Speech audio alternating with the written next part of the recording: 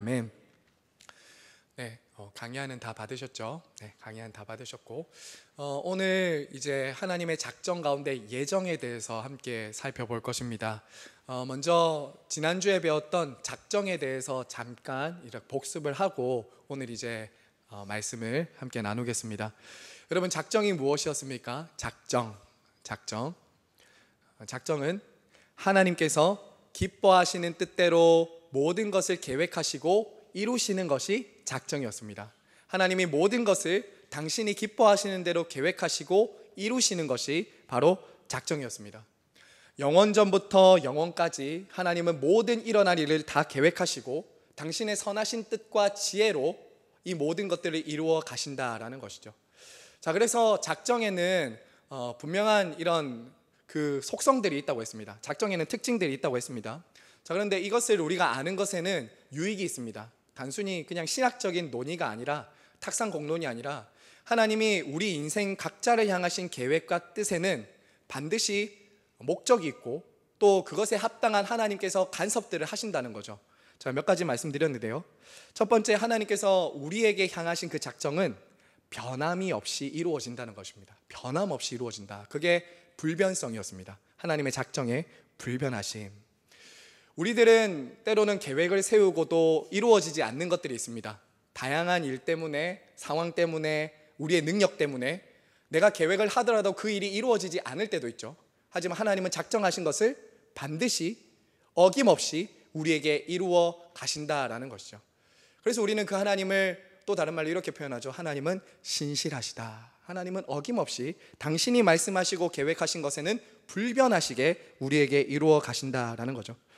두 번째로, 하나님의 작정에는 포괄성이 있었습니다. 포괄성. 이 포괄성은 우리는 계획을 할 때 다양한 변수들을 다 고려할 수 없습니다. 그렇죠. 우리는 어떤 일을 계획할 때 최대한 열심히 계획하고 준비하더라도 빈틈이 있습니다.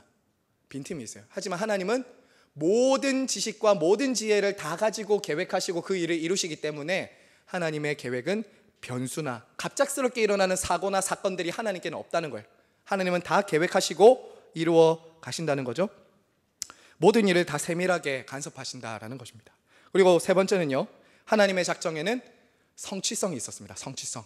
반드시 이루어진다. 반드시 이루어진다. 때로는 우리가 성경의 인물들을 봤을 때 그의 삶에 하나님이 작정하신 것이 마치 비틀어지는 것 같은, 그 계획이 조금은 잘못 가는 것 같은 때가 우리 눈에 보일 때가 있습니다. 예를 들면 아브라함, 요셉, 그리고 야곱, 그의 인생을 향한 하나님의 계획과 작정하심이 있었거든요. 그렇죠? 17세에 하나님께서 요셉의 삶에 나타나셔서 그의 삶을 향한 하나님의 완벽한 계획을 열어 보이셨습니다. 자, 그런데 그의 삶이 그때부터 어떻게 됩니까?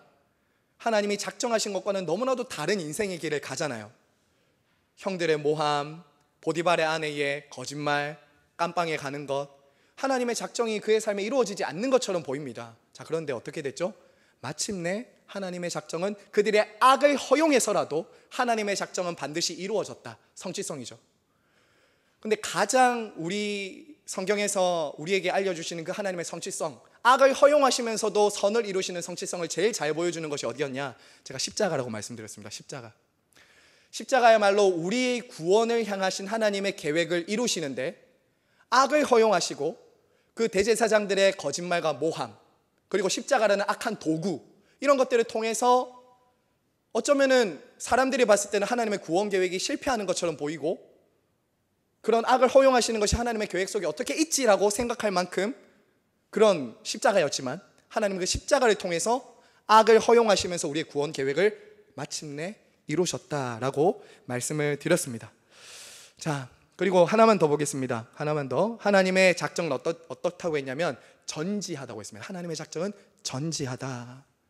우리는 어떤 일을 계획할 때 당장 눈앞에 있는 것을 보고 결정하거나 여러 가지 10년 뒤, 20년 뒤를 내다보고 하지만 그것이 진짜 일어나지 않을지 우리는 알 수 없지 않습니까?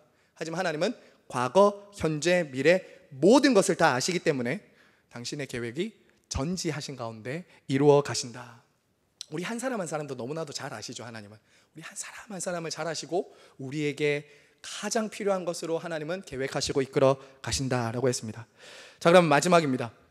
마지막으로 하나님의 작정의 목적이 무엇이었죠? 하나님의 작정의 목적? 무엇을 위해서 하나님께서 우리를 작정하셨다고 했습니까? 하나님의 영광을 위해서. 그렇습니다. 하나님의 영광을 위해서. 네, 다 기억하고 계시죠? 네. 하나님의 영광을 위해서 작정하셨다라고 했습니다. 하나님이 작정을 어떻게 하셨냐? 당신의 창조와 구원을 통해서 당신의 그 작정을 이루시는데, 그것을 통해서 결국에는 우리에게 무엇을 원하시는가? 그것을 보고 이런 거예요. 와, 대단해, 놀라워 하는 것을 통해서 하나님께 영광을 돌림으로 하나님은 이 작정들을 통해 목적을 나타내셨다라는 것입니다. 당신의 사랑, 공의, 거룩, 지혜와 능력을 창조와 구원을 통해서 나타내심으로 하나님의 놀라운 영광을 돌리게 하셨다라는 거죠. 이것은 구원 계획뿐만 아니라 우리 개인 한 사람 한 사람을 향하신 작정도 포함된다고 했습니다. 지금 저와 여러분이 대한민국에 태어난 것, 지금 여러분들의 부모님을 만난 것, 지금 여러분들의 성별, 그리고 여러분들의 직업, 지금 있는 직장, 여러분이 있는 지금 이 교회, 이 모든 것이 우연히 어쩌다가 일어난 일이 아니라 모든 것이 다 하나님의 작정하심과 계획하심 가운데 우리를 이끌어 가신 것이다 라는 거예요. 때로는 성경을 여러분이 보셔도 때로는 잘못된 선택을 하기도 합니다. 그 작정하심 안에 있는 그 사람들이라 할지라도, 믿음의 사람이라 할지라도, 아브라함이 마치 애굽으로 내려가는 그런 일을 한 것처럼. 하지만 이렇게 돌아가도 결국 하나님이 원하시는 곳에 그가 결국에 가게 되는 거죠. 돌아가더라도 하나님이 작정하신 것은 반드시 이루어지는 거죠. 그래서 제가 지난주에 이런 말씀 드렸습니다. 여러분, 이 작정을 우리가 믿는다면 두 가지를 반드시 해야 된다 했어요. 첫 번째는 감사였습니다. 감사. 하나님이 나를 작정하셨다. 이 가정에, 이 교회에, 이 직장에. 참. 그리고 이 작정을 할 때 우리는 원망하거나 불평하지 않을 수 있어요. 왜 나를 이렇게 태어나게 했나? 왜 우리 집은 이런가? 이렇게 안 할 수 있다고 했어요. 하나님이 나를 작정하시고 곳에 두셨기 때문에 감사하다. 이 작정을 믿는 사람들에게 첫 번째 감사의 열매가 맺힙니다. 두 번째는 뭐였냐면 하나님의 뜻을 구해야 된다 했습니다. 하나님의 뜻. 하나님이 작정하시고 계획하셔서 나를 이곳에 보내셨다면 지금 있는 직장, 지금 있는 가정, 지금 있는 교회에서 나를 통해 그분이 작정하신 것이 어떻게 이루어질까? 이것을 물으면서 우리는 나아가야 된다. 이것이 하나님의 작정 안에 있는 성도들의 삶이다라고 했습니다. 자, 그래서 여러분 두려워하지 마시기 바랍니다. 여러분을 향한 하나님의 완벽한 마스터 플랜이 있어요. 여러분을 향하신 하나님의 완벽한 마스터 플랜이 있습니다. 지금은 여러분의 삶에 어쩌면 어두운 조각 한 조각 들고 계실지도 모릅니다. 여러분 퍼즐이 있잖아요. 100피스짜리나 200피스짜리 퍼즐 있죠. 그것을 맞출 때 우리가 때로는 왜 이 조각이 필요하지라고 들고 물음표를 던지고 있을 때가 있습니다. 그런데 결국에 그 퍼즐이 다 완성되면 이 조각이 왜 필요했는지 알 수 있잖아요. 그게 저와 여러분의 삶입니다. 하나님이 완벽한 마스터 플랜 가운데 우리를 향하신 퍼즐, 인생의 계획이 있습니다. 때로는 그 가운데 어두운 조각이 있을 수도 있어요. 때로는 밝은 조각이 있을 수도 있어요. 하지만 이 모든 것을 통해서 로마서 8장 28절 합력하여 선을 이루시고 마침내 하나님의 계획하신 것을 이루신다라는 거죠. 그리고 궁극적으로는 천국에 하나님께서 오라고 하신 그날까지 인도하신다라는 것이 바로 작정의 유익이고 은혜다라고 말씀을 드렸습니다. 네, 자 여러분 오늘은 여러분들이 이 시간에는 배도 부르시고 오늘 또 모임도 안 했지 않습니까? 그러니까 다들 좀 피곤하실 수도 있는데 제가 최대한 빨리 또 짧고 굵게 어떻게 하면 이 성경에 나온 진리입니다. 예정이 어떤 분들이 이렇게 오해하십니다. 예정이 뭐 칼빈주의, 조금 신학을 아시는 분들 칼빈주의에서 만든 거 아닌가? 아닙니다. 그렇지 않습니다. 칼빈주의가 예정을 만든 것이 아니라 성경에 오늘 예정이라는 단어가 가장 많이 나옵니다. 오늘 에베소서에 나오면 에베소서에 보면 나오고요. 그리고 로마서에도 나오고 여러 군데에서 성경이 예정을 가르칩니다. 예정을 가르치기 때문에 예정을 말하는 거죠. 근데 예정에 대해서 제가 이제 좀 여러분들에게 말씀을 드리면서 왜 배워야 됩니까, 목사님? 도대체 뭐 신학 수업도 아닌데 왜 배워야 되냐라고 말씀하신다면 굉장히 큰 유익이 있습니다. 제가 이제 유익에 대해서도 나중에 뒤에 5가지, 6가지 좀 정리해 두었는데 먼저 이렇게 말씀드리면 여러분의 구원이 하나님의 주권 안에 있다라는 거예요. 여러분의 구원이 하나님의 손 안에 있다는 거예요. 안심해도 되고 이것은 끝까지 이루어질 것이다 라는 이 분명한 사실을 이 예정만큼 잘 보여주는 게 없습니다. 자, 이 예정은요, 어디에 속해 있냐면 작정의 한 부분입니다. 하나님께서 작정은 이 만물에 대한 것, 이 온 세상에 대한 것이 하나님의 작정이고 개인에 대한 이 삶에 대한 것이 하나님의 작정이라면, 예정은 뭐냐? 천사들과 성도들 그리고 믿지 않는 이들에 대한 구원에 대한 작정이에요. 작정이 바로 예정입니다. 온 세상 만물에 대한 이 섭리와 계획과 그리고 모든 인류에 대한 계획은 작정이고요, 구원에 대한 것, 천사들과 사람들의 구원에 대한 것은 뭐다? 예정입니다. 자, 예정. 자, 질문을 던지면서 한번 시작하겠습니다. 자, 여러분, 우리의 구원의 출발점은 어디일까요? 우리의 구원의 출발점, 내가 언제 구원받았다라고 우리는 말할 수 있을까요? 여러분의 구원은 언제 시작됐습니까? 여러분의 구원. 어떤 사람들이 이렇게 생각할 수 있습니다. 내가 예수를 믿기 시작할 때가 구원받은 때 아닙니까? 라고 말할 수 있습니다. 그렇죠? 내가 예수님을 믿기로 했다 라고 한 그 순간이 나는 구원받은 때입니다 라고 말할 수 있겠죠.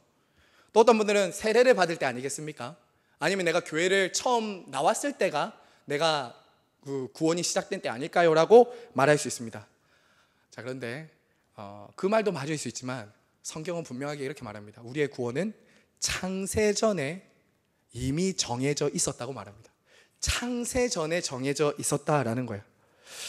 자, 우리의 구원은 내가 예수님을 믿었을 때나 세례 받았을 때나 출석할 때가 아니라 바로 하나님이 나를 선택하신 시점, 그 시점은 바로 창세전, 영원전에 하나님이 우리를 미리 아시고 이렇게 계획하셨다라는 거죠. 자, 그런데 이 예정만큼 많은 사람들에게 공격을 받는 사실은 이 교리도 없습니다. 사실 굉장히 많은 공격을 받아요. 왜냐하면 오해 때문입니다. 오해. 불공평하다고 생각하는 거죠. 왜 하나님이 누구는 선택하시고 누구는 선택하지 않았냐? 이것에 대해서 충분히 불공평하다고 생각할 수 있죠. 그래서 어떤 사람들은, 제가 특별히 신학적인 용어를 많이 쓰지 않으려고 노력하는데, 예정에 대해서 믿지 않는 사람들 중에서는 이제 인간의 구원을 하나님이 우리를 구원하시지만 그래도 우리가 인간 편에서 노력해야 그 구원을 성취할 수 있다라고 생각하는 사람들이 있습니다. 우리 편에서 그래도 뭔가 노력하고 내가 거룩하고 착하게 살아야지 구원이 완성되는 거 아닌가라고 말하는 사람들도 있습니다. 이런 사람들을 가리켜서 이제 알미니안주의라고 말합니다. 크게 신학에는 두 갈래가 있습니다. 칼빈주의, 알미니안주의. 그런데 이걸 지금 설명할 수는 없고요. 중요한 건 이겁니다. 알미니안주의의 가장 중요한 맹점, 약점이 뭐냐면 하나님의 전능성을 훼손하는 거예요. 하나님의 전능성이 훼손됩니다. 한번 예를 들어 생각해 보세요. A라는 사람이 있습니다. 하나님이 구원하기로 작정했어요. 하나님이 계획하셨어요. 근데 이 사람이 믿지 않으려고 해요. 거절합니다. 그럼 하나님이 어떻게 해야 됩니까? 믿어야 되는데, 아이고 아쉽다. 내가 분명히 작정했는데, 내가 구원하기로 했는데 안 믿는 거예요. 그러면 결국에 그 사람에게 구원이 달린 게 되는 거죠. 그럼 하나님의 전능성이 훼손되는 겁니다. 그런데 성경이 분명하게 우리에게 말하고 있어요. 하나님은 우리의 구원을 예정하셨다. 극단적인 사람들이 있습니다. 첫 번째는 하나님을 무자비한 분으로 여겨요. 어떤 사람은 구원하시기로 했고 어떤 사람은 구원하지 않기로 했다. 이것에 대해서 무자비하게 생각하고요. 또 어떤 사람들은 이렇게 생각합니다. 내가 구원받고 싶어도 하나님이 선택을 안 했다면 나는 결국 구원 못 받을 거 아닌가, 이렇게 생각하는 사람들도 있습니다. 물론 그렇게 생각할 수 있습니다. 이제 제가 이걸 설명하면서 하나하나 좀 이런 오해들을 풀어갈게요. 그리고 또 어떤 사람들이 이렇게 생각할 수 있습니다. 이미 구원받기로 작정됐다면 뭐하러 구원받으려고 노력할 필요 있냐? 하나님이 이미 구원받기로 계획하셨으면 구원 이루실 거 아니냐? 그러니까 우리는 마음대로 해도 되지 않냐라는 방종을 하는 사람들도 있습니다. 여러 가지 오해들이 있는 거죠. 이런 예정에 대해서. 자, 그럼에도 불구하고 우리가 왜 예정을 배우고 믿어야 되는가? 간단합니다. 성경에 나오니까요. 성경이 오늘 하나님께서 성경에서 예정을 안 가르치셨거나 예정을 말 안 하셨으면 우리는 예정 안 배워도 됩니다. 그런데 성경의 많은 이야기들 속에도 그렇고 문자적으로도 예정은 가르치라고 말하고 있습니다. 그리고 이 예정은 항상 찬양의 문맥 속에서 나옵니다. 성도들의 구원을 찬양하는 문맥 속에서 굉장히 많이 나와요. 이 구원이 하나님께 있다라는 것을 가장 잘 보여주는 것이 예정이거든요. 저와 여러분의 구원이 하나님께 달렸다. 제가 한 예를 한번 들으면서 시작하겠습니다. 여러분 야곱과 에서 얘기 아시죠? 야곱과 에서.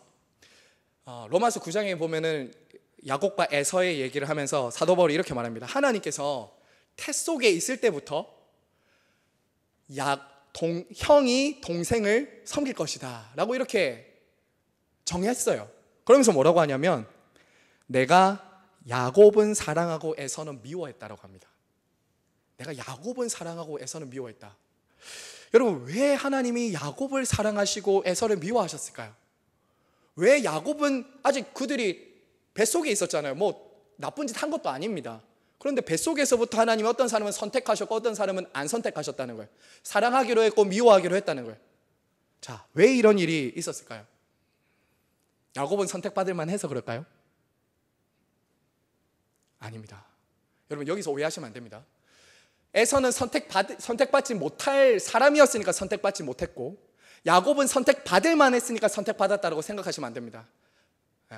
야곱도 에서도 다 죄인입니다. 다 전적인 타락이에요. 여러분, 하나님이 선택을 통해서 구원을 하신 이유는요, 여러분, 제가 잠깐 이거 설명하고 다시 야곱 에서 얘기로 돌아오겠습니다. 하나님이 우리를 선택을 통해서 구원하실 수밖에 없었던 이유는 이겁니다. 우리 모두가 다 전적으로 타락했기 때문입니다. 전적으로 타락했기 때문이에요. 우리 스스로를 그냥 가만히 내버려 둬 보십시오. 그러면 구원받는 쪽으로 가는지 멸망하는 쪽으로 갈지 그건 자명한 사실입니다. 그렇지 않습니까? 모든 사람이 죄인이기 때문에 스스로의 힘으로는 구원받을 수 없다고요. 그러니까 하나님은 선택이라는 방법을 통해서 구원하시기를 기뻐하신 거죠. 누구도 자기의 의지나 노력과 의로는 구원받을 수 없으니까 하나님이 모든 죄인들 가운데서 구원받을 자들을 택하신 것이라는 것입니다. 자, 다시 야곱과 에서 얘기로 돌아오겠습니다. 여러분, 야곱도 에서만큼 죄인입니다. 아니, 어쩌면 야곱도 더 나쁜 사람이에요. 생각해 보세요. 야곱이 태어날 때부터 그의 별명이 뭐였죠? 사기꾼, 거짓말쟁이, 뒤꿈치를 잡은 자였잖아요. 형 속입니다. 아버지 속입니다. 삼촌 속입니다. 다 속여요. 그리고 자기의 속임수를 믿고 살고 그렇게 산다고요. 야곱도 에서만큼 죄인입니다. 그런데 하나님이 어떻게 하셨다고요? 야곱을 선택하셨다고요. 이유가 있습니까? 이유 없어요. 아무 이유가 없는데 야곱을 선택하고 에서를 선택하지 않았다라는 것은, 여기서 중요한 것은 야곱을 선택할 때 이유가 없었다는 것은 무엇을 분명히 드러내 보여주는 걸까요? 야곱의 선택은 전적인 하나님의 은혜다. 그가 구원받거나 그가 사랑받을 만한 존재이기 때문이 아니라 전적으로 하나님의 은혜로 무조건적으로 그를 선택했다는 거예요. 이만큼 하나님의 은혜와 사랑을 강조하는 게 없죠. 그런데 여러분, 그거 아십니까? 야곱과 에서의 삶을 보면요, 그들이 삶을 걸어가는 궤적을 보면 그가 유기될 만한 짓을 합니다. 버림받을 만한 사람의 행동의 삶이 나오고요, 야곱은 그가 선택받은 하나님의 백성의 삶의 열매들이 맺힙니다. 열매들이 나온다고요. 그들의 열매로 그들이 선택받았는지 안 선택받았는지가 드러나게 된다고요. 여러분, 야곱은 어떻게 삽니까? 비록 그가 속임수로 사기꾼처럼 이렇게 막 하지만 그는 장자의 명분에 대한, 하나님의 복에 대한 갈망을 가지고 살아갑니다. 끊임없이 그것을 하나님 앞에 붙쫓아 살아간다고요. 때로는 그가 미숙하고 잘못하고 실수하면서 그 복을 때로는 인간적인 것으로 막 차지해 보려고 하지만 결국 그는 어디까지 가냐면 끊임없이 하나님의 복을 갈망하는 곳으로 갑니다. 그런데 에서는 어떻게 사는지 아십니까? 정반대입니다. 정반대예요. 어떻게 살죠? 장자의 명분을 팝니다. 팥죽 한 그릇에, 하나님이 주신 그 장자의 명분을 팥죽 한 그릇에 팔아버리죠.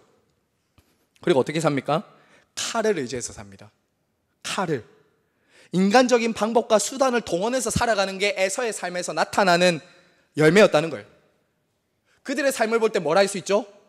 선택받은 사람의 삶의 모습의 열매가 나타나고요, 유기되고 버림받는 사람의 삶의 모습이 나타난다는 거예요. 그래서 여러분, 구원은 전적으로 하나님의 은혜로 이루어진 것이지만 유기는, 그가 하나님께 버림받는 것은 그의 죄 때문인 거죠. 그의 죄 때문인 거예요. 하나님이 그를 버리셨기 때문에 작정하셨지만 결국 그의 죄가 그를 멸망길로 가게 한다는 거예요. 하나님께 책임이 있다는 것이 아닙니다. 그는 그의 죄 때문에 멸망하는 거예요. 자, 이렇게 설명해도 이해가 안 되거나 납득이 안 되실 수도 있습니다. 이것은 사실은 이 예정은 우리의 생각으로 다 이해할 수 있는 영역은 아닙니다. 사실 신앙의 영역이고 믿음의 영역입니다. 자, 그러면 제가 이 부분에 대해서 밑에 좀 한번 볼게요. 선택 기류에 대한 성경적인 근거는 무엇입니까? 라고 말씀을 물어보신다면 저는 먼저 예수님에 대해서 한번 말씀드릴게요. 자, 여러분, 예수님께서 예정에 대해서 가르치셨습니다. 여러분, 제자들을 예수님이 부르실 때 제자들이 예수님을 찾아서 선택했나요? 아니면 예수님이 먼저 선택을 하셨나요? 예수님이 선택했습니다. 요한복음 15장에 분명히 이렇게 말씀하셨어요. 너희가 나를 선택한 것이 아니라 내가 너희를 선택하여 세웠나니. 예수님이 선택하셨어요, 제자들을. 베드로와 안드레와 야고보와 요한, 이 사람들은 선택받을 만한 자격이 있었던 사람들이 아닙니다. 뭐 남다른 사람이었습니까? 학벌이 좋았어요? 뭐가 있었어요? 배경이 좋았어요? 어부였습니다. 가난한 갈릴리 어부, 별 볼일 없는 사람들이었다고요. 그런 사람들 하나님 먼저 선택하셨어요. 성경에 아무 이유가 없는 것을 읽을 때는 은혜라고 읽으십시오. 아무 이유가 없는데 하나님이 하셨다라고 하면 그냥 은혜로 읽으시면 됩니다. 여러분, 예수님의 가르침을 듣는 사람들 중에서도 마찬가지였습니다. 예수님도 이렇게 뭐 강변이나 산이나 바다에서 사람들에게 말씀을 전하셨잖아요. 두 부류로 나눕니다. 같은 시간, 같은 장소, 같은 말씀을 예수님이 전하고 있는데 어떤 일이 일어나죠? 어떤 사람들은 예수님을 믿고 영접합니다. 그런데 어떤 사람들이 예수님을 믿지 않고 배척하죠. 이것은 무엇을 보여줍니까? 하나님이 창세전에 구원받기로 한 자들은 말씀 앞에 반응하는 것이죠. 효과적인 부르심입니다. 조금 이따 배울 텐데 하나님이 말씀을 통해서 택자들을 부르시는 거죠. 복음을 듣게 하시는 거죠. 이것을 통해서 그 예정된 것이 이루어지도록 효과적으로 부르시는 거예요. 근데 예수님이 설교해도 듣지 않았어요. 위로가 됩니다. 그래서 한 번씩 예수님이 설교했는데 듣지 않고 막 예수님 거부하는 거예요. 한 예가 있죠. 누가복음 19장에 보면 삭개오가 나옵니다. 이때 예수님이 누가 삭개오의 이름 가르쳐 줬습니까? 아니잖아요. 그런데 예수님이 먼저 뽕나무 위에 있는 삭개오를 보고 삭개오야 찾아가시죠. 그리고 내가 너희 집에 들어가야 되겠다 하고 들어가시잖아요. 그때 삭개오는 영접했습니다. 이 영접한 것은 무엇을 보여주냐? 그가 택함받은 주의 백성임을 보여주는 거죠. 하지만 그 삭개오 집에 들어가는 예수님 보고 수군수군거리는 사람들이 있었어요. 배척했다고요. 저가 죄인의 집에 들어간다. 이 사람들은 뭘 보여주는 거예요? 그들이 선택받지 못한 사람들의 모습을 보여주는 것이다 라는 거죠. 자, 여러분, 하나만 더 예를 보겠습니다.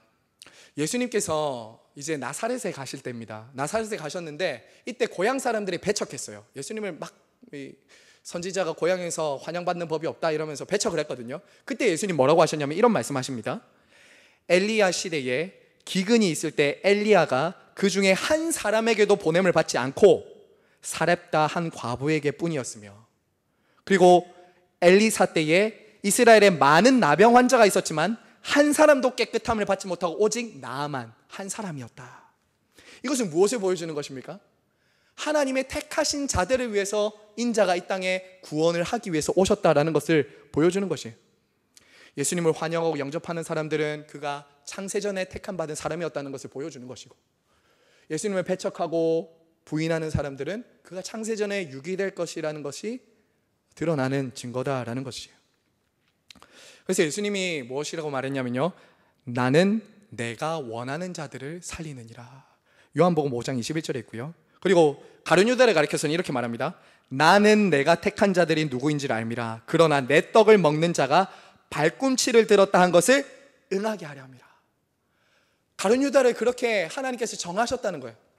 그러면 가룟 유다 너무 억울한 거 아닙니까? 이거는 에서와 똑같습니다. 그가 돈꾀를 맡았지만 도둑질을 하고 예수님을 결국 팔아버리는 그것으로 그는 그 죄 가운데 멸망을 하는 것이죠. 스스로 목숨을 끊는 것으로. 자, 두 번째입니다. 누가 한번 보실까요? 누가.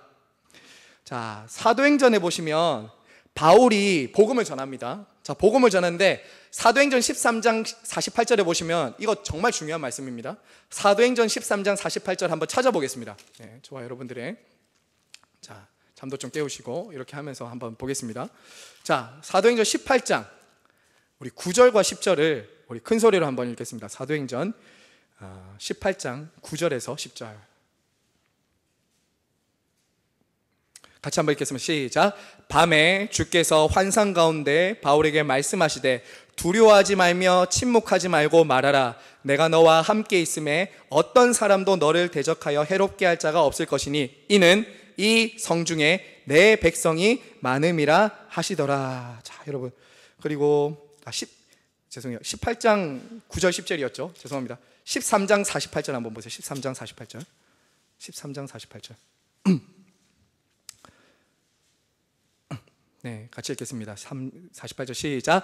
이방인들이 듣고 기뻐하여 하나님의 말씀을 찬송하며 영생을 주시기로 작정된 자는 다 믿으니라. 그렇죠. 여러분, 하나님의 말씀이 선포됩니다. 그런데 바울이 설교를 하는데 어떤 사람은 이를 갈고 분을 분냅니다. 근데 어떤 사람은 이 말씀을 듣고 기쁨으로 받아들인다라는 거죠. 그래서 바울은 이 하나님의 말씀을 듣고 다시 돌아와서 복음 사역을 시작합니다. 여러분, 지금도 마찬가지입니다. 목사가 앞에서 설교하지만 물론 때로는 목사도 죽을 쓸 때가 있습니다. 때로는 설교가 힘들 때도 있고요. 하지만 복음을 전할 때, 하나님 말씀을 전할 때 어떤 사람들은 그 복음 앞에 가난한 심령으로 반응을 합니다. 그렇죠? 근데 어떤 사람들은 그 말씀을 들어도 마음이 딱딱하고 마음이 굳어 있어서 그 말씀을 받아들이지 못하는 사람들도 있습니다. 물론 조금 후에 말씀드리겠지만요, 그렇다고 해서 그가 택함받지 못한 사람이라고 우리가 정죄해서는 안 됩니다. 절대. 왜 그러냐면 그가 언제 어떻게 믿고 돌아올지는 하나님만이 아시기 때문에 우리는 기도하며 기다리는 것이죠. 섣불리 판단하시면 안 됩니다. 지금 예수님을 믿지 않는 여러분의 직장 동료, 여러분의 가족 중에서 예수님을 믿지 않는다고 할지라도 섣불리 저 사람은 택함받지 않았을 거라고 판단하시면 안 됩니다. 왜? 하나님이 택하셨다면 하나님의 때에 반드시 복음의 말씀이 들려지게 하셔서 예수님을 믿고 돌아올 거기 때문입니다. 그래서 어떤 사람들이 이렇게 오해해요. 아니, 작정, 이런 예정을 말하면 전도 어떻게 합니까? 전도 안 해도 다 하나님이 작정된 사람 돌아오게 할 건데. 아닙니다. 오히려 작정, 예정을 믿기 때문에 우리는 더 열심히 전도하게 됩니다. 더 열심히 기도하게 돼요. 왜요? 그 사람이 구원받는지 안 받았는지 우린 몰라요. 선택받았는지 안 받았는지 몰라요. 그저 우리는 하나님이 택한 자는 반드시 구원하실 것을 믿고, 저도 택함받은 사람이라면 돌아올 것을 믿고 우리는 전도하는 것이죠. 그래서 이게 예정의 유익입니다. 예정의 유익이에요. 자, 그러면 세 번째, 우리 사도 바울 예를 한번 보겠습니다. 사도 바울. 자, 사도 바울은요, 로마서 8장 28절 한번 볼까요? 로마서 8장 28절. 성경을 조금 오늘 찾겠습니다. 네, 찾겠습니다. 자, 로마서 8장 28절. 우리가 잘 아는 말씀 구절인데요. 자, 신약 250페이지입니다. 같이 한번 읽겠습니다. 28절부터 30절입니다. 시작. 우리가 알거니와 하나님을 사랑하는 자 곧 그의 뜻대로 부르심을 입은 자들에게는 모든 것이 합력하여 선을 이루느니라. 하나님이 미리 아신 자들을 또한 그 아들의 형상을 본받게 하기 위하여 미리 정하셨으니 이는 그로 많은 형제 중에서 맏아들이 되게 하려 하심이니라. 또 미리 정하신 그들을 또한 부르시고 부르신 그들을 또한 의롭다 하시고 의롭다 하신 이들을 또한 영화롭게 하신다. 자, 여러분, 여기가 다 예정입니다. 하나님이 미리 아시고 미리 정하신 자들을 당신의 복음의 말씀을 통해서 부르시고, 부르신 그 이유는 그들을 거룩하게 하사 마침내 영화롭게 하기 위해서 하나님은 예정하셨다라는 거죠. 자, 여러분, 그러면 이제 아까 좀 질문을 돌아가겠습니다. 왜 하나님께서 어떤 사람은 선택하시고 유기하는 것입니까? 라고 불평하는 사람들이 분명히 있습니다. 믿지 않는 사람들한테 한번 나가서 얘기해 보십시오.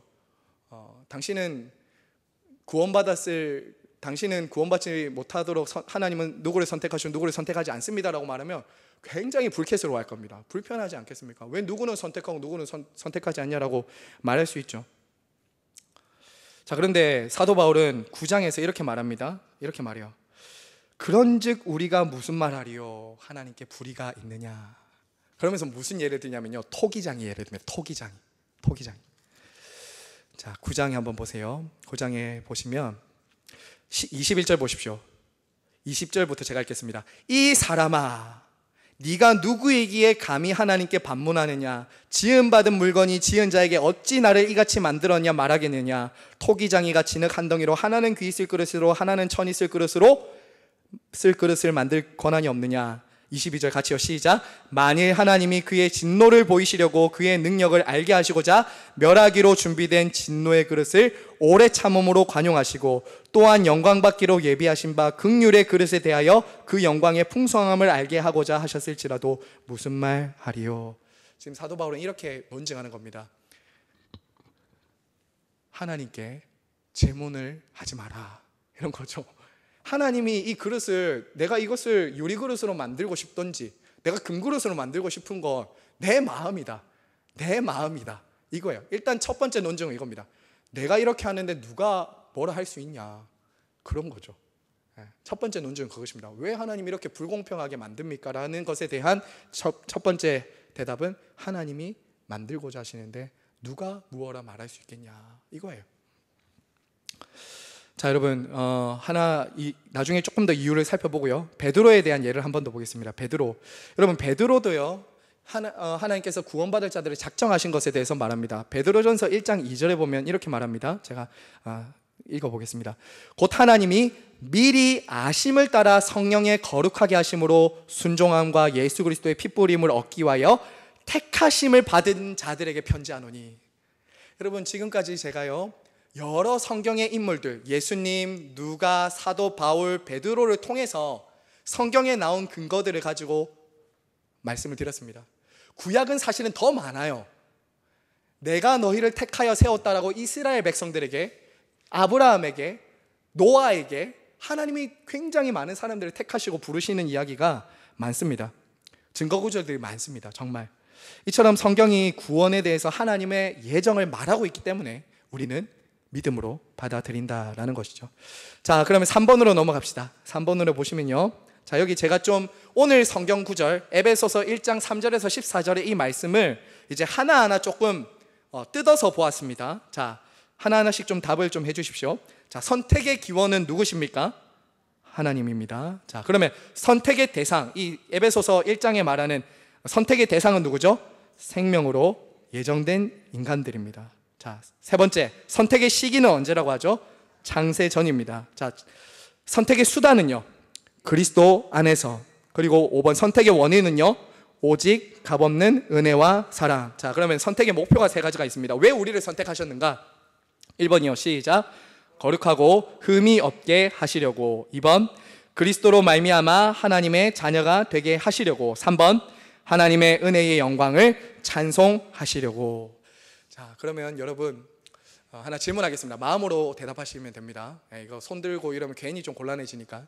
여러분들이 선택 받으신 것이 확실하십니까? 여러분이 선택 받으신 것이 확실하십니까?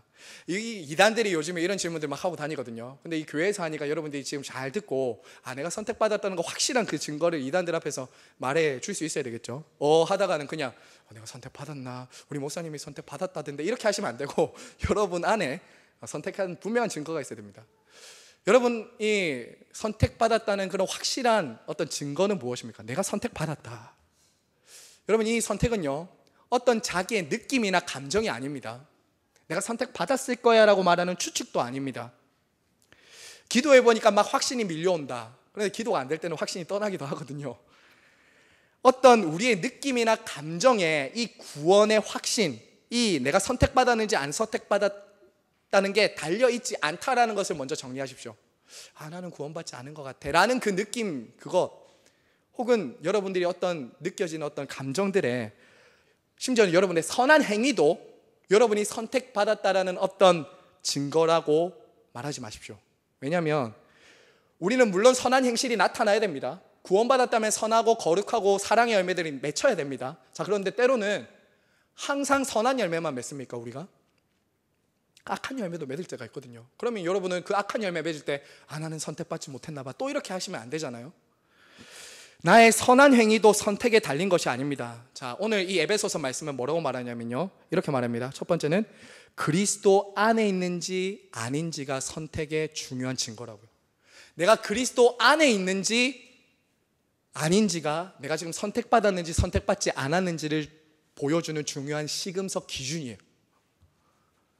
그러면 내가 그리스도 안에 있다는 것은 어떤 말입니까? 여기 분명하게 나와 있지 않지만 다른 성경 구절들을 좀 이렇게 돌아보면 무엇입니까? 내가 그리스도 안에 있기 위해서는 뭘 해야 돼요? 가장 먼저 예수 그리스도를 믿어야 되죠. 내가 지금 선택받았느냐 선택받지 못했느냐의 제일 중요한 시금석은 이겁니다. 내가 예수 그리스도를 전심으로 믿고 의지하는 믿음이 있는가?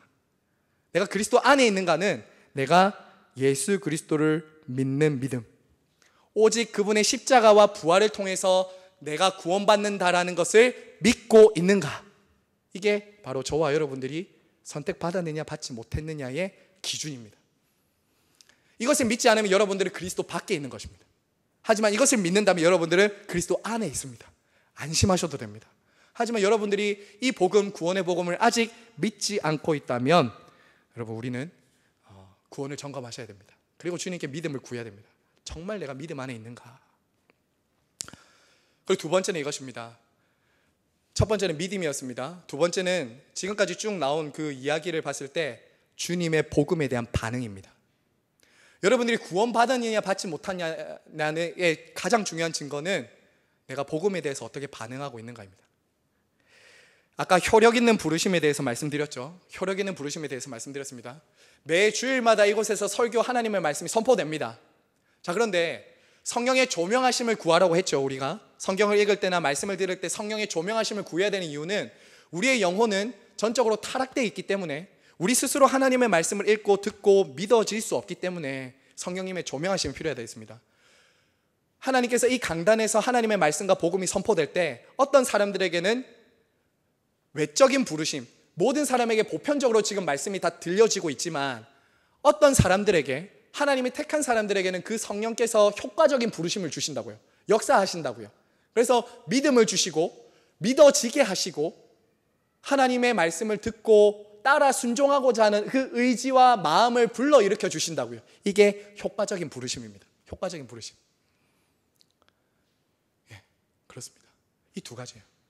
내가 그리스도 안에 있는가, 믿음으로 예수 그리스도를 믿고 영접하고 있는가, 이것이 내가 선택받았느냐 안 선택받았느냐의 중요한 특징이고요. 두 번째는 내가 그리스도의 복음에 어떻게 반응하고 있는가. 하나님의 말씀이 들려질 때 성령께서 택한 자들에게 주시는 그 성령의 조명하심, 내적인 조명하심과 효력 있는 부르심이 내 안에 있는가. 그래서 하나님의 선택이 효력 있는 부르심으로부터 어떻게 시작되는지 아십니까? 나중에 다 조금 몇 주 뒤에 볼 텐데요. 칭의, 양자, 성화, 견인, 이 모든 것이 하나님이 예정된 사람, 선택된 자들에게는 다 이루어진다고요.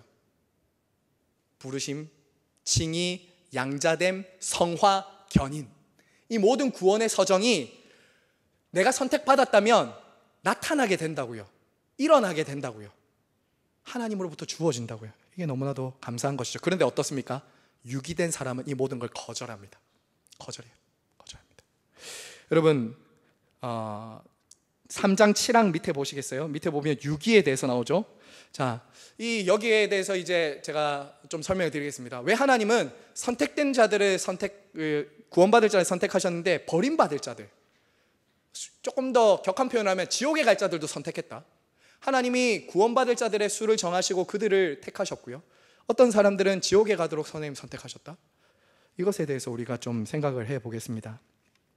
자, 이때 제가 지난주에도 한번 말씀드렸는데 하나님이 구원을 이루기 위해서 작정을 시행하는 것과 한 사람이 죄와 악 가운데 있을 때 하나님이 작정을 시행하는 방식이 좀 다릅니다.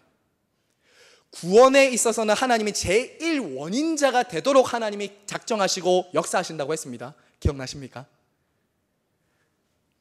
기억나시죠? 하나님이 구원의 제1원인자가 되도록 구원받을 자들에게 역사하시고 계획하시고 그 작정을 실행하십니다. 자, 그런데 유기에 있어서는 하나님이 그 작정을 실행하시는 방법이 이겁니다. 간과하심입니다. 간과하심. 조금 더 우리말로 표현하면 내버려두심. 로마서 1장에 나오는 내버려두심. 그러니까 하나님은 제1의 원인자가 아니라, 물론 작정하셨지만 그가 유기되는 것은 그의 죄 때문이라는 거예요. 그의 죄 때문이라는 거예요. 하나님 내버려 두시는 거예요. 간과하심. 하나님께서 선택하신 백성들을 위해서는 효과적인 부르심과 복음과 말씀을 통해서 끊임없이 그를 믿음 가운데로 나오게 하시지만 유기된 자들에게는 내버려 두신다고요. 내버려 두신다고. 마치 지난주에 제가 그 설명 한번 드렸나요? 돼지 얘기 제가 수요일 날 했었나요? 수요일 날. 돼지는 한평생 그냥 바닥만 보고 사는 거죠. 고기가 되기 위해서, 우리 뱃속에 들어올 맛있는 고기가 되기 위해서 살찌우고 막 먹지 않습니까? 그런데 한 번도 하늘을 보지 못한다고 했잖아요. 이 목이 꺾여가지고, 목이 15도 이상 안 꺾여서 그런 것이죠. 여러분, 유기된 사람들의 가장 중요한 표징 중에 하나가 바로 애굽 왕 바로라고 할 수 있습니다. 바로요. 대표적인 예입니다. 성경에 보면 이런 말이 있어요. 하나님이 바로를 강팍하게 하셨다. 강팍하게 하셨다. 이런 말이 있어요. 근데 이것을 하나님이 그를 악하게 하셨다라고 이렇게 이해하시면 안 됩니다. 하나님 강팍하게 하셨다는 말은 그가 그렇게 불순종하도록 내버려 두셨다는 거예요. 그럼 반대로요, 여러분. 은혜는 뭘까요? 은혜는 간섭하심입니다. 간섭하심. 죄짓도록 그냥 내버려 두고 하나님이 간과하시는 것은 그야말로 재앙이에요. 끝이에요. 그런데 하나님이 죄짓고 잘못 가고 실수하고 넘어질 때 하나님이 간섭하시는 게 은혜죠. 그게 은혜입니다. 근데 바로는 어떻게 하냐면, 여러분 10가지 재앙이 애굽에 쏟아지고 있었어요. 그리고 모세도 막 말씀을 전하고 있었다고요. 그런데 그는 어떻게 합니까? 끝끝내 회개하진 않습니다. 끝끝내 회개하지 않아요. 그리고 결국엔 그렇게 버림받게 되는 거죠. 하나님의 말씀을 듣지 않고 스스로 마음을 완악하게 한 거예요. 하나님의 역사가 분명히 그의 삶에 드러나고 있는데, 하나님의 말씀이 그에게 들려지고 있는데도 그는 스스로 그 말씀을 거부하고 있었던 것입니다. 그래서 결국 내버려 두심으로 그가 회개할 수 있는 은혜와 방편과 성령을 통한 역사를 거두심으로 그가 버림받게 하신 것이죠. 제일 원인자가 아닌 것입니다. 하나님께서 택하셨지만 그의 죄 때문에, 그의 완고함 때문에, 그의 회개치 않음으로 그는 멸망하는 겁니다. 이게 유기입니다. 자, 그러면요, 이제 마무리하겠습니다. 이제 마무리하면서, 그러면 이 선택 교리가 우리에게 도대체 주는 유익이 뭔가? 유익이 뭔가? 자, 첫 번째 이것입니다. 우리 같이 한번 읽어주실까요? 시작. 선택 교리는 우리를 겸손하게 합니다. 자, 겸손하게 합니다. 여러분, 하나님께서 왜 우리를 선택이라는, 예정이라는 방법으로 구원하실까요? 다른 종교에는 이런 게 없습니다. 종교랑 기독교가 다른 게 여기서 나타나는 거죠. 종교는 내가 선택합니다. 내가 공을 들입니다. 내가 노력합니다. 그러면 결국 누구의 공로입니까? 누가 자랑하게 됩니까? 나죠. 내가 구원받을 자격이 있으니까 내가 구원받는 거죠. 그러니까 구원받지 못하도록 저렇게 허접하게 살아가는 사람 보고는 어떻게 해야 됩니까? 어이구, 너는 나만큼 못 살아서 그렇지. 교만해지지 않겠습니까? 하지만 예정 교리는 이런 교만을 산산히 부서뜨린다고요. 내가 구원받은 것은 내가 자격이 있거나 사랑받을 만해서가 아니라 하나님의 전적인 선택이야. 그런데 내가 어떻게 교만해질 수 있습니까? 하나님 은혜다. 그래서 모든 성도들이 말하는 게 그거잖아요. 나 같은 죄인 살리신 주 은혜에 놀라워. 어메이징 그레이스. 야, 내가 어떻게 하나님께 구원받지? 나 같은 사람이 왜 하나님이 나를 구원하시나? Why me? 내가 왜? 나도 멸망 가운데 내 친구들 지금도 술 먹고 막 그래 타락하고 그냥 어두운 가운데 살아가는데, 와, 나도 하나님의 안 불러주셔서 나도 거기 있었을 텐데 왜 나를 부르시나? 겸손한 것입니다. 구원받은 사람은 정말 겸손합니다. 나의 자격, 나의 노력, 나의 공로가 아니기 때문에 감사합니다. 겸손한 거죠. 두 번째 같이 읽습니다. 시작. 선택 교리는 우리를 감사하게 합니다. 감사하게 해요. 여러분, 이건 당연히 따라오는 거죠. 은혜에 따라 이어오는 것은 감사입니다. 내가 자격이나 조건이나 착한 일을 안 해도 하나님이 나를 먼저 구원하시고 선택하셨다라는 것은 우리를 감사와 찬양하지 않을 수 없게 만드는 것이죠. 예를 한번 들어보겠습니다. 어제부터 저희 향상교회 청년들이 저희 집에서 지금 자고 먹고 막 있거든요. 그런데 제가 그 친구들에게 뭐 마당을 쓸어라, 교회 일해라, 그럼 재워줄게, 이렇게 안 했습니다. 안 했는데 만약에 여러분 제가 그 청년들에게 너희들 오늘 우리 집에서 자려면 방 청소하고 아침에 물도 떠오고 그리고 교회 우리 성도님들 고생하시는데 너희들 오늘 토요일에 왔으니까 청소도 좀 하고 이렇게 했다고 합시다. 그렇게 해야지 내가 너희들 밥 주고 재워줄 거야 라고 한다고 칩시다. 그러면 그 친구들이 어떻게 할까요? 물론 고마워는 하겠죠. 그래도 부산 가서 잘 수 있는 곳이 있으니까 참 감사하다, 먹여주고 재워주시니 고맙습니다 하겠지만 그렇게 감사하진 않을 거예요.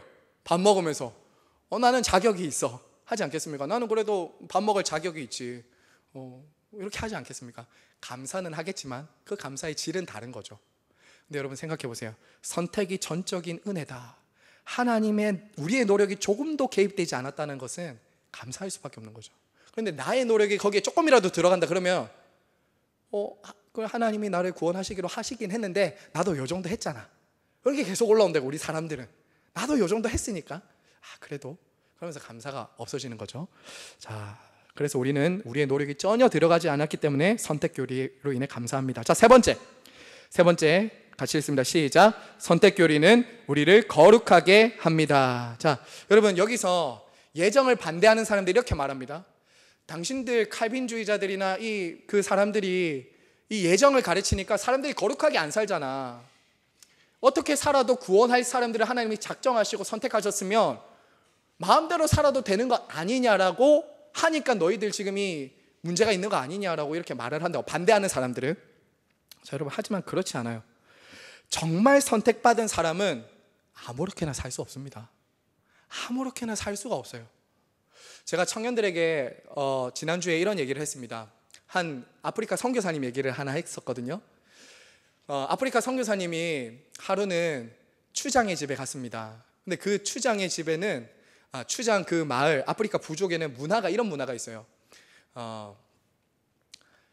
결혼하고자 프로포즈 하려면은 남자가 여자 집에 암소 한 마리씩을 데리고 가는 겁니다. 암소 한 마리씩 데리고 가서 이제 프로포즈를 하는 거죠. 자, 그런데 추장의 아들이 한 여자에게 프로포즈하러 그 여자 집에 가는데 마침 소 9마리를 끌고 가더라는 겁니다. 소 9마리. 와, 소 9마리 끌고 가네. 도대체 어떤 사람이야? 야, 아마 자격이 있겠지. 소 9마리 받을 만한, 추장의 아들의 사랑을 받을 만한 어떤 자격이 있겠지. 그런데 가니까 어떤 여자가 나오냐면 굉장히 병약하고 가난하고 볼품없는 여자가 나오더라는 거예요. 그 선교사님 보니까 그래서 추장의 아들이 약간 맛이 갔나 하면서 이제 무슨 일이지 하고 이제 보고 있었다는 거예요. 그리고 잠깐 고국에 갔다 돌아왔는데 놀라운 일이 일어난 거예요. 놀라운 일이 일어났습니다. 그 소 9마리 받은 그 여자가 놀라보게 바뀐 거예요. 놀라보게 너무 아름다워졌다는 거예요. 그래서 이 선교사님이 추장에게 물어봤습니다. 아니, 도대체 무슨 일이 있습니까? 이 아프리카에 성형 외과가 있습니까? 도대체 무슨 일이 있었길래 저 여자가 저렇게 아름다워졌습니까? 그러니까 이렇게 말했다고 합니다. 추장 아들이 그냥 있는 모습 그대로 그녀를 사랑해 줬을 뿐인데 그녀가 점점 아름다워 가기 시작했습니다. 그 여자는 이렇게 생각한 거죠. 내가 택함 받을 만한 자격이 있는 여자가 아닌데 나를 소 9마리 가치처럼 여겨준 저 사람, 나를 택해준 저 사람 때문에 저 자신을 가꾸어 가기 시작했습니다. 그런 거예요. 과분한 사랑, 과분한 선택을 받았는데 어떻게 마음대로 살 수 있습니까? 이것은 죄를 허용하는 방종의 교리가 아니라 오히려 거룩하게 살도록 우리를 부추기는, 우리 안에 열망을 일으키는 교리예요. 선택을 정말 믿는다면 죄 짓고 마음대로 살 수 없습니다. 정말 나 같은 사람을 택하 주셨다니 내가 어떻게 살아야 되지? 할 수밖에 없는 것이죠. 자, 마지막 네 번째입니다. 다섯 번째까지네요. 자, 네 번째 같이 읽습니다. 시작. 선택교리는 전도와 선교와 기도에 힘쓰게 합니다. 제가 아까 전에 말씀드렸잖아요. 여러분, 이렇게 전도하시면 절대 안 됩니다. 누군가에게 당신이 선택받았으면 믿을 것이고 안 선택받았으면 안 믿을 거니까 듣든지 말든지 마음대로 하세요. 이렇게 하면 안 되겠죠. 그렇게 전도하시면 안 됩니다. 우리는 오히려 누가 믿을지 안 믿을지 하나님이 예정하셨으면 하나님이 믿게 하실 겁니다. 그렇죠? 우리는 그것을 알 수 없기 때문에 그가 마치 선택받은 자인 것처럼 전도를 해야 되는 거죠. 그리고 그가 지금은 복음을 안 들어도 하나님의 때가 되면 선택받은 자라면 반드시 예수님이 믿게 하실 것이라는 믿음으로 그에게 복음을 전해야 되는 거죠. 그렇죠? 그래야지 전도가 되는 거예요. 오히려 이 예정은 전도를 훨씬 더 담대하게 만듭니다. 만약에 여러분의 전도에 저 사람의 영혼 구원이 달려있다, 그럼 여러분 유창하게 아무리 내가 잘 준비해서 한다 할지라도 저가 안 믿으면 그것은 아무것도 아닌 거잖아요. 하지만 예정되어 있으면 내가 비록 어눌한 말로 복음을 온전히 잘 못 전해도 믿을 사람 믿게 됩니다. 믿을 사람 믿게 돼요. 얼마나 은혜의 교리입니까? 이것은 선교에 있어서도 너무나도 큰 원동력입니다. 여러분, 선교사들이 이 예정 교리를 만약에 안 믿는다, 선교할 때 지칠 거예요. 얼마나 힘들겠습니까? 하나님의, 오늘 바울도 그랬잖아요. 이 성에 구원받을 자가 많다라는 이 하나님의 택하심을 가지고 전도하는 거예요. 여러분, 이것은 우리 자신만 봐도 압니다. 저와 여러분만 봐도 내가 누군가에게 복음을 들었던 적이 있을 것입니다. 저와 여러분 모두가 예수님을 믿을 만한 사람은 아니지 않습니까? 아닌가요? 얼굴에 다 예수님을 믿을 만한 사람이라고 다 얼굴에 쓰고 나오신 거 아니잖아요. 태어난 게. 저도 예수님을 믿을 만한 사람은 아니거든요. 그런데 내가 어떻게 이렇게 믿게 되고 복음을 듣게 되었을까? 야, 진짜 하나님의 은혜다. 누군가 나에게 복음을 전해줬고, 그 고등학교 때 그렇게 막 사고치고 막 마음대로 살던 나에게 그 한 선생님이 복음을 전해주시고 저를 교회로 데려가시고 이런 일들이 있잖아요. 이런 것들이 참 하나님의 은혜와 선택이 아니면 말할 수 없다라는 것입니다. 자, 여기서 하나 더 주의를 드리고 마무리할 텐데요. 누가 선택받았는지 선택받지 않았는지는 우리가 판단할 일이 아닙니다. 하나님만이 판단하시는 겁니다. 그렇기 때문에 섣불리 판단하지 마십시오. 우리의 관심은 무엇이죠? 누가 선택받았냐 받지 않았느냐가 아니라 그 사람이 죽는 날까지 그를 위해 기도하며 전도하는 거예요. 누가 선택받았는지 안 받았는지 그걸 관심 두지 마시고 그를 위해 기도하는 거예요. 물론 지금도 여러분 주변에 복음을 거절하는 친구들 있죠. 사람들이 있습니다. 하지만 그들이 복음을 깨닫게 하고 믿도록 해주실지 안 해주실지는 하나님만이 아시기 때문입니다. 자, 그러면 그리고 기도도 마찬가지입니다. 기도도 하나님이 다 정하시고 작정하셨으면 기도 안 해도 되지 않나요? 라고 하시면 안 됩니다. 오히려 하나님이 정하신 것을 위해서 우리는 더 열렬하게 기도하는 거죠. 아무렇게나 기도하는 것이 아니라 하나님이 정하신 예정을 이루어 주시도록 더 기도하게 된다는 것입니다. 자, 마지막입니다. 5번째. 자, 시작. 선택교리는 구원의 확신을 갖게 하는데 도움을 줍니다. 자, 여러분 이 예정교리 이제 마무리하는데요. 여러분 이 예정에 대한 교리는 누구를 위한 것일까요? 불신자들을 위한 것일까요? 신자들을 위한 것일까요? 결론부터 말씀드리면 신자들을 위한 것입니다. 결론부터 말씀드리면 신자들을 위한 것이에요. 예정은 성도들이 구원의 확신을 가지고 하나님의 영광을 찬양하기 위해서 우리에게 주신 교리입니다. 오늘 에베소서 1장부터 3장에 찬송하리로다 라고 하면서 시작하는 게 다 찬송이거든요. 근데 그 찬송에 대해서 뭘 말하냐? 우리의 구원을 말한다고요. 구원을 말하는데 뭘 말해요? 예정을 말한다고요. 너희들의 선택하심을 보라, 이런 거죠. 너희들의 택하심을 보라, 구원의 확신을 가지라라는 것입니다. 여러분, 하나님은 우리가 늘 구원의 확신이 흔들리고 불안해하는 것을 원하지 않으세요. 내가 택함 받았나? 택함 받지 못했나? 여러분 한번 생각해 보세요. 여러분 자녀들 있잖아요. 자녀들이 하루는 이렇게 한다고 칩시다. 갑자기 와서는 엄마 자식 맞아? 물어보는 거죠. 그럼 내가 너 낳았고 내가 너 낳는다고 죽는 줄 알았다 이렇게 해요. 근데 조금 있다가 맞지, 나 엄마 자녀 맞지 하고 갔어요. 근데 조금 있다가 엄마 근데 나 진짜 엄마 자식 맞아? 또 와서 묻고 또 계속 이렇게 한다고 생각해 보세요. 그러면은 얘가 어디 아픈가 이렇게 하지 않겠습니까? 마찬가지예요. 하나님은 우리의 구원에 있어서 견고한 반석과 터 위에 우리의 믿음이 서 있기를 원하세요. 왜 그러냐면 이것만큼 우리의 기쁨과 감사와 찬양과 영광을 돌릴 수 있는 이야기가 없거든요. 우리의 구원이 예정 위에 서 있었다. 하나님이 시작하셨고 하나님이 완성하신다라는 이 예정, 이것이야말로 우리의 찬양이고 기도이고 감사가 된다는 것이죠. 그렇기 때문에 여러분들이 지금 예수님을 전적으로 의지하고 그분을 믿고 있다면 여러분은 선택받았다라고 확신하셔도 좋습니다. 믿으시기 바랍니다. 아멘. 여러분들이 지금 예수님을 믿고 있다면, 신뢰하고 있다면, 그분을 전적으로 사랑하고 따라가고 있다면 여러분은 하나님이 나를 선택하신 것이 확실하구나 확신하셔도 좋습니다. 자, 말씀을 맺겠습니다. 하나님의 작정을 통해서도 봤지만 예정에 있어서 선택과 유기의 목적도 마찬가지예요. 하나님의 영광을 위한 것입니다. 하나님의 영광.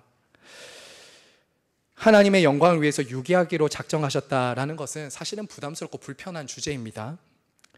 이해가 잘 안 가기도 합니다. 하지만 여러분, 하나님은 악인들의 심판을 통해서도 영광을 받으신다는 것이 성경의 가르침입니다.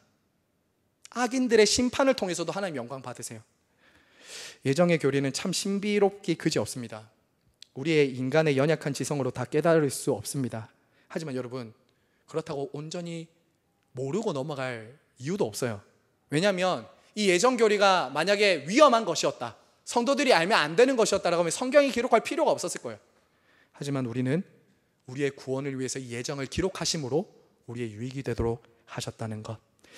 그러므로 사랑하는 여러분, 저와 여러분의 택하심과 구원의 은혜에 감사하시면서 날마다 그 부르심과 택하심에 합당하게 그리스도를 사랑하시고 그리스도 안에 거하시며 그리스도를 따라가시는 저 여러분 모두가 되시길 간절히 바라고 축복합니다. 네, 이 시간 함께